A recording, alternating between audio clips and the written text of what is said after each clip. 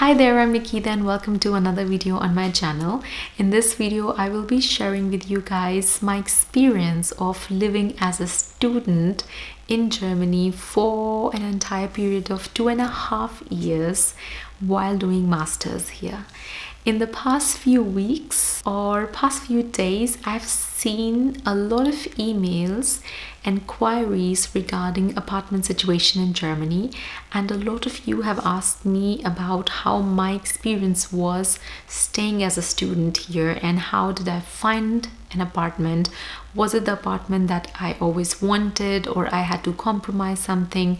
Was I living in a share apartment, or it was an apartment that was solely belonging to me, and questions like that.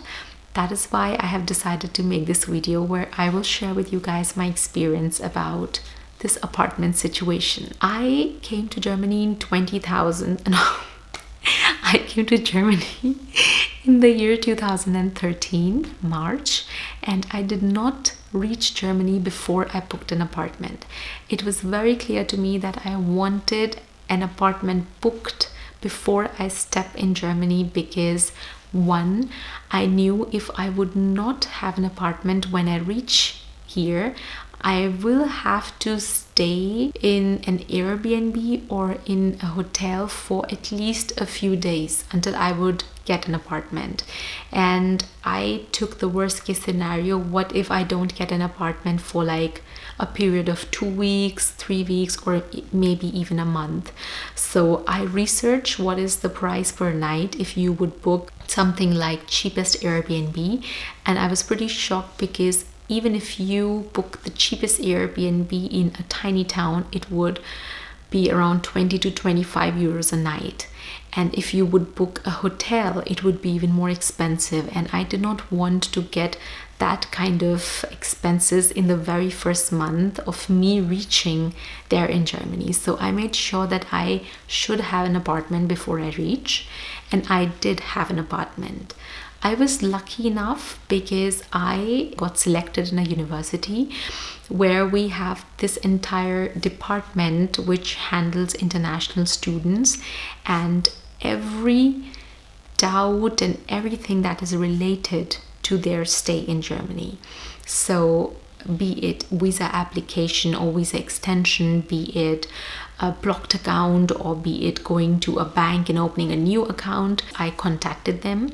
And since I was an international student, I asked them if they would book apartment for me as well. And luckily they did. They had a list of apartments. It was not belonging, so my apartment in which I stayed for the first few months was not belonging to university. It was a privately owned apartment in a privately owned building. So you can say it was just a building with 23 floors or 24 floors, and all the apartments were basically privately owned. And I think, if I can recall correctly, no apartment in that particular building was owned by university. So I asked these people, and they luckily had a list of few apartments, and then out of few there was I think one apartment that was single room, one room, shared kitchen. So one room, one kitchen. So a shared means not by other people, attached kitchen and a toilet. And I remember it was around 250 to 260 euros a month. But since it was freshly renovated, the person who owned the apartment increased the price to 280 euros a month. But as it was freshly renovated, I mean, it had fresh carpet, it had fresh curtains, it had a new bed, it had a new table, and everything was new. I was ready to pay this much amount, and I knew once I reach there and once I am living in this apartment, I can slowly maybe make my move to apply for university owned apartments because they were slightly cheaper than this. So since I contacted this department who was handling all the international affairs, I was lucky to get an apartment, and I did not had to go through all these problems and all this hassle of looking online and trying to contact these people who own the apartments, because sometimes you don't really know whether you can trust somebody, because what they do is when you are back in India and you go to a website, most of the times they are legit people. So they will give you a bank account, they will send you a contract, and then you have to naturally pay them or already transact them before you reach Germany. But when you transact them the money, you always don't really know, like when you reach there, things are legit or not. All the things are legit, but I understand I would still give them a fishy eye, like you should really be sure that this is the right person. So in that case, I can give you a tip. If you're going to a country and you do not know whether you can trust this apartment person or not, maybe a good idea would be that you go to a Facebook page and try to contact people from your country in that university or in that town. Most of the times people have groups. For example, in my Kaiserslautern city and for my university, there were already like lots of Indian groups, like South Indian community, North Indian community, Gujarati community, and so on. And there was also a huge big collective Indian community where you could just write them and ask whether it's legit or not. And not that students would know, but they would, from their experience of being there, like being in Germany for a few months or years, they would tell you whether it looks fishy or not, or whether you should go with it. So if you are new and you do not know whether you can trust the person or not, you can just contact the students and they would help you out. So I luckily did not have to, I didn't go through any of this, and I just booked this apartment from my university people from this department. So I just closed my eyes and I trusted them, and I transacted all the caution fee, and when I reached Germany I already had an apartment. And it was, I guess, 3 months later I realized that there were buildings in our town that belonged to university. So the entire building with like 8 or 9 floors, with each floor having 12 to 20 apartments, belonged to university. So this building had huge, like lot of rooms, and each room was, not each room, like there were chunks of rooms, like some rooms were single rooms, some rooms were double occupancy, some rooms were like there were 2 rooms and each room could have 2 students and stuff like that. And 3 months later I realized that there are some openings, or some rooms are getting free. And what I did then, I went to the department that handles all these rooms, basically all the buildings that belong to university and their occupancies. I went there and I told them my situation, that I don't have a side job and living in a privately owned apartment is pretty expensive for me, because if I again remember correctly, the university owned apartments were in that particular building where I wanted to move were at least 45 euros cheaper per month. And it was it still is a huge amount, because in 45 euros as a student I actually had all my groceries for a month.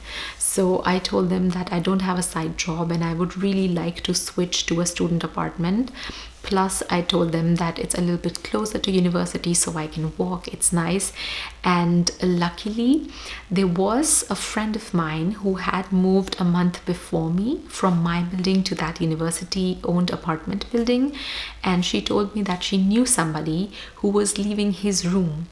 And it's like this, I do not know how is it in different countries, but in Germany it's like this. There are 2 ways to take a room. One way is that it is vacant and you apply or you talk to directly the person who owns the room or the building, or the person who's taking care of it, so the caretaker, and then you go, you see, and you say, okay, from 1st of September you can move in. The second way is where somebody is already living in that apartment and that person knows you, and this person goes to the caretaker with you and say, okay, I will leave in next month, but she or he can move into my apartment, and then the person who was living before, his contract is like finished and your contract is started. It's also easy this way because then the caretaker or the Hausmeister is not responsible, or he or she does not have to look for the students or anybody who can come new. So it's like it goes very smoothly. And in my case, exactly this is what exactly happened. My friend who knew somebody who was moving out told me, okay, you can take my apartment. So both of us luckily went to that department that was handling all these university owned apartments. And since my application was already there, since I had already applied that I'm looking for a student apartment, I was lucky enough that they said, okay, you already have been coming here often, and before you eat our brains out, we will assign you this apartment. So I was lucky enough that I really somehow knew somebody who was moving out, so I got the student apartment.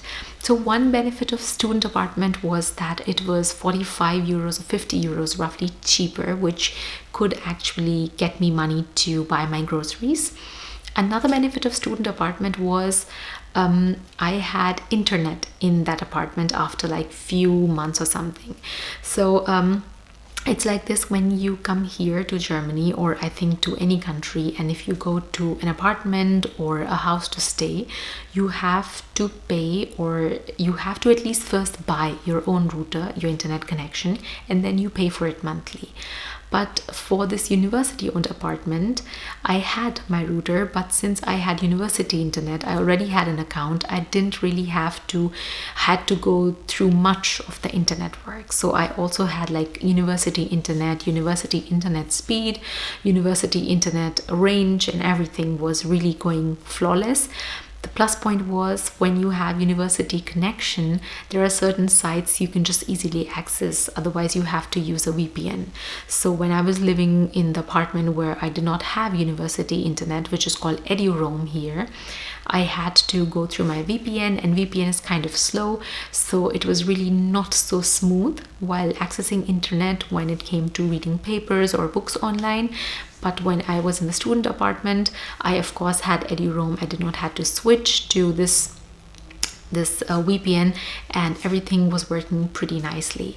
Another benefit of moving to student apartment was that in our building, on top of the building, there was a huge room. I would actually even call it as a hall where you could just sit and study. So it was a huge hall with huge tables distributed randomly throughout this room, and each table could actually have 6 to 10 students sitting on that at the same time, and you could like study. Still, if 10 students are sitting, it was enough space for each student.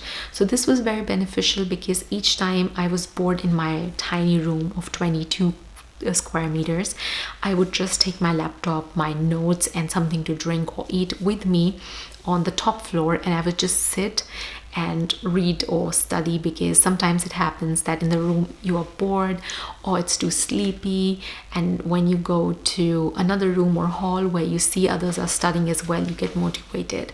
So that was another benefit of me moving to this student apartment. Why I chose both the times, irrespective of whether it was a privately owned apartment or a student apartment, to have single occupancy rooms, not because I hate people or not because I cannot live in a shared apartment, but somehow I wanted an independent life. Throughout my life, I grew up with an elder sister. She's lovely, amazing, but naturally, since I belong to a middle class family, we did not have lots of rooms in our house. We just had 2 bedrooms. One belonged to my parents and one to my sister and I. So I was growing up in a room where I always shared everything. So perhaps in the back of my mind, I wanted to have this independent feeling, the feeling of independence, and I wanted to be independent. So I always wanted to have a single room, a kitchen who just belongs to me, a bathroom which just belongs to me, no matter how tiny it is. I just wanted my space. I could if I have to define, I would call it like that. So that's why I always specifically wanted to have a single room all the time, and that's why I was also in the privately owned apartment, always like living alone. I wanted a single room, and also in this one I wanted a single room. And I actually also loved, throughout my stay of 2.5 years, I rarely felt that I want to share the room with somebody, because it happened a couple of times when a friend of mine came to my room and we were like talking until 4 a.m. in the morning, and then she went back to her place, or sometimes we slept in the same bed and we were just like so tired, so we shared the room. It was not that nobody could come to your room and sleep, it was still a feeling that you could share the room, but most of the times I was alone and I had my own time, my own space, my own things. I could leave the room dirty, I could leave the kitchen as it is. I didn't have to bother that somebody will tell me your kitchen is dirty or your bathroom is dirty, your bathroom should be clean and stuff like that. So that's the reason I wanted to stay alone, and I really loved and enjoyed being a single person, an independent person. But it had naturally its drawbacks, and the drawbacks were when it came to study together or study in groups. I always had to struggle, because when you were living in a shared apartment, or like an apartment where there are 3 rooms and each one of them is occupied with somebody who is studying the same course or studying the same subject or the module, then you can just sit until whatever time you want. So until 12 a.m. or like until 1, 2, 3, 4, 5, you can just study together. And that was the drawback. Since I was living alone, I did not really have so many study sessions, and also not too many party sessions, or not too many sessions of like staying over at somebody's place and stuff like that. I did miss it, but I would still say, if you would give me a choice, like independent, your single occupancy room, and like room with party and where you can share things, I would still go with single thing, because maybe my urge to have or enjoy an independent life was much higher or more than my urge of enjoying the life with friends. I still did. I still went at 12 in the midnight to wish my friends, and I came back at 2 or 3 or 4, sometimes alone, sometimes with my friends. Naturally, things were safe, they still are. So I still did all that fun, and at the same time I enjoyed being alone. So that's the reason why I wanted to like have a single occupancy room, and I did have it and I really enjoyed it. One thing, if you would ask me what I would recommend you to do when it comes to apartment search, or what kind of apartment you should live in, whether it should be close to university or far away from university, then from my experience and what I did personally was that my apartment is not right now. So when I was living as a student, my apartment was roughly 500 to 700 meters away from university. So it was like really walking distance, but I still often took a bus, which is naturally not good. So I would recommend that when you're taking an apartment, it depends on you, what kind of person you are. If you are more of a person who don't like parties, or more of interaction with other people, or if you want your own peace at the end of the day, then you should go for single occupancy rooms. And if you're somebody who really enjoys people's company, and you don't feel nice when you're alone, and you really like that there are always people around, then you should go for a shared apartment. When it comes to how close or how far your apartment should be from university, I would recommend that it should be not too close to university, and it should also not to be like, it should not be too far. The reason why it should not be too close from university is just like my subjective opinion, is that I would say I experienced this often. Whenever there were parties at universities, I could hear the parties and the sound of the bass and the woofers in my room. It might sound crazy, but it actually happened. We had, I forgot now, there were parties that were called Sommerfests or Summerfests, and they had bands which were so loud that were like if you were tired and if you have fever and if you're sleeping, you could not sleep even if you had your doors and windows closed, and even if you had this German architecture to cover the decibels that were hitting your ears, it was not enough. So if you're living too close to university, you always have some drawbacks like this. Whenever there will be parties, students would be like coming and you would hear them going and coming, and if it disturbs you, it might not be good. And if you're living too far, then your travel time is too much. So you could be, if you have this luxury of choosing an apartment close or far away from university, you could maybe choose something that is somewhere in the middle, like a sweet spot that you can also walk if the weather is nice, and if you want to have a nice physical activity and you can walk back even if you're tired, or if you have a bus, then it's not too much travel time if your university has some accommodation apartments around itself. One last thing that I would like to tell to each one of you, if you are planning to go abroad, irrespective of Germany, Australia, USA, or wherever, that just make sure that you are going for something which is legit. And if you have any doubts or any second thoughts, then just try to contact the local people from your country so that you have an understanding with them, and maybe just ask them if they have any idea about this, or they can just check this open apartment or available apartment for like either physically or online, and see if they have a fishy feeling. And it would be best if your university is having an apartment that is offering this kind of service, then the best would be that you go through them and book the apartments, because then you are safe from any kind of people who will scam you. So this was my experience, guys, how I booked an apartment, how did I find an apartment before coming to Germany, and why would I recommend to live in a single apartment or in a shared apartment. If you have any doubts or queries, let me know in the comments section below. You can also write me on my Gmail, helpnikita@gmail.com. I hope you found this video useful and it could help you maybe strengthen your thoughts and your desires and your dreams to go abroad and study. Much love.